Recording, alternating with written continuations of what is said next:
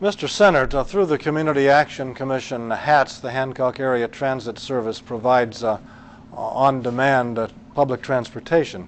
Would you support an additional element of public transportation for the community in addition to what HATS already provides? I'm not sure if the city, I'd have to look at the situation and see what that would cost. I know the city tried that about 30 years ago. They had an old school bus that went around in the area. It didn't last too long. Of course, that's an expense that the city would have to come up with, more employees and that kind of things. I think that the private sector, like HATS and other people, can handle that with the size of Findlay. I think that that would be better held through private sources. Mr. Knopf, your thoughts on additional public transportation programs? I'm not really sure if the city should get into the transportation business, but I do believe it's a good idea to look at further. You know, I can see that there are people here within Findlay who don't have access or readily, available access to a car to get from one place to the other, or they might not be able to afford one, in general. So I think having like a trolley system, I'll just say that, going from all points north, south, east, and west that converge downtown would be a good idea to look at further. It would help people that don't have the means necessary to them. It actually might draw people out and actually back into downtown if they know that they don't have to worry about finding a parking spot. So I would look at it further. Our next question. Findlay's current sidewalk policy requires property owners on primary roads to pay for installation of sidewalks. Do you think that's fair? And what changes would you support in the sidewalk policy? In particular, how would you pay for sidewalks, both construction and maintenance? That's a lot of questions there. I think, and I'm going to go back to about 10, 12 years ago where the sidewalk issue was put on a ballot. And the people of Findlay decided that if the city wants sidewalks throughout town, that the city should pay for them.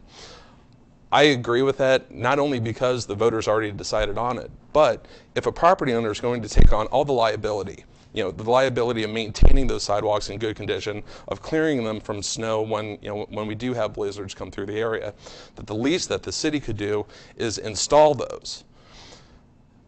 Now, as for paying for them, well, like I said, 10, 12 years ago, this issue was already decided, and there's been no action on it since. So I'd like to go back and say, well, we'll look at it further. Is it still really that much of an issue? If so, let's put it back on the ballot. Let the people decide, do we need these sidewalks? And if so, who's going to be paying for them?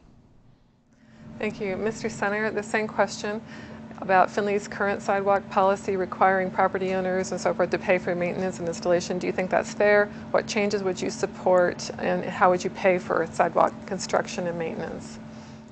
Well, the sidewalk issue's been around since the Pilgrims stepped off the Mayflower. So I really, there's a present ordinance in hand right now, and I agree with it because those people put a lot of time and effort into that. And until something else drastically would come up, I support the current ordinance. One thing about the sidewalks, I know talking about paying for them, was brought up about the estate tax, using the estate tax to pay for the sidewalks. Perhaps that might be something we could look at, taking a percentage of this estate tax and putting it towards the repair of the sidewalks and things of that.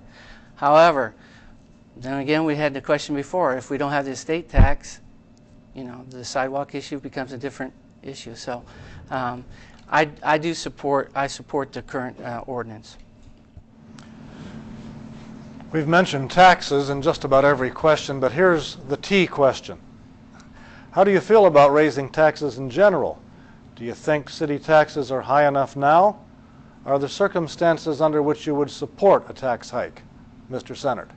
Well, I got conservative values, so I don't think taxes is the last thing that I look at to raise. I believe that I'm a taxpayer just like everybody else. The taxes, of course, pay for all the good things that we like, and we all like to enjoy the good things. Sometimes we don't have enough money, and I think it's up to the people to decide what taxes. Findlay is noted for its low taxes. We have a low income tax, we have a low property tax, we have low income tax, and we want to keep it that way. And I believe that any increase in taxes should go through the voter. Mr. Knopf, are the city's taxes high enough? Are there circumstances in which you would support an increase? And what about your feelings regarding taxes in general? Well, like Pete, I'm sort of a conservative on that. I feel that the tax rate here in Findlay and Hancock County is just right. I would not go into office if elected with any mindset of or determination to raise the city income tax. I too would rather look at scaling back programs or seeing where money could be saved within city government before even considering the option of raising taxes.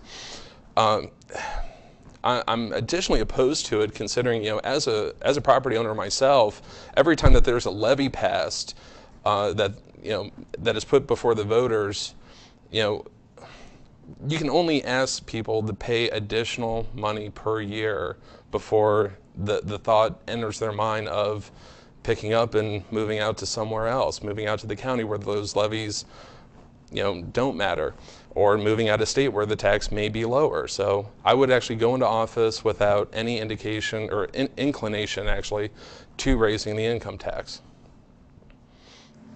Our next question